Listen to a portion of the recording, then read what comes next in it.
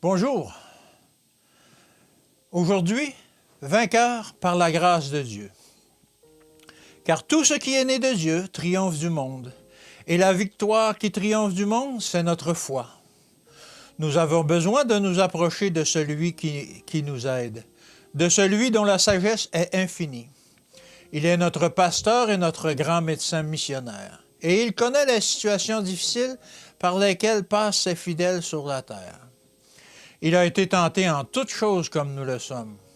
N'oublions pas que le Christ a rencontré le tentateur sous toutes ses formes et que lorsqu'il l'affrontait, lui, notre Sauveur, était semblable aux hommes. Il nous restaure, il mène son alliance à la perfection à travers les hommes qui se reposent sur lui, car il est leur prince et leur rédempteur. Le Christ, l'homme parfait, sans péché, a remporté la victoire sans déchoir. En tant que Messie, il a triomphé des tentations de l'ennemi, nous permettant ainsi de les surmonter comme il l'a fait lui-même. Nous devons triompher lors de chaque rencontre avec l'ennemi, fuyant la corruption qui existe dans le monde par la convoitise.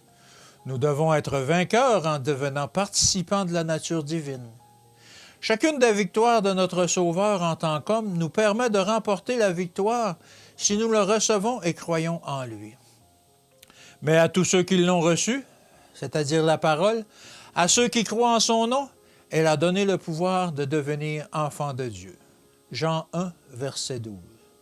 Chaque victoire remportée par Jésus en tant qu'homme nous procure ses fruits authentiques. Chaque assaut de Satan qu'il a surmonté marque l'occasion d'une victoire pour l'humanité. La délivrance du peuple de Dieu et les bontés divines à son égard dans les épreuves passées nous donnent l'assurance qu'en cas de besoin, si nous lui faisons confiance, Dieu agira de la même façon envers nous.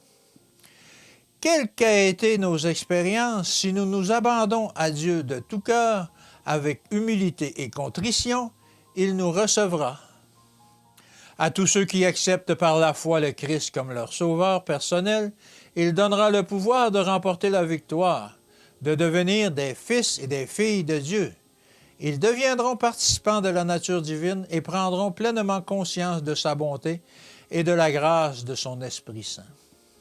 Que nos prières s'élèvent vers Dieu en toute humilité. Par la grâce que le Christ est venu impartir au monde, confessons et délaissons nos péchés d'un cœur humble et contrit. Le Seigneur comprend, car il connaît tout ce qui est caché. Aucune mauvaise action peut être commise sans que Dieu comprenne chaque étape de la tentation. Le Christ fait fréquemment allusion dans les évangiles à sa lutte contre Satan au début de son ministère. Il parle constamment du royaume de Satan en opposition au royaume de Dieu. Assurons-nous de notre présence aux côtés du Seigneur. Que Dieu vous bénisse aujourd'hui.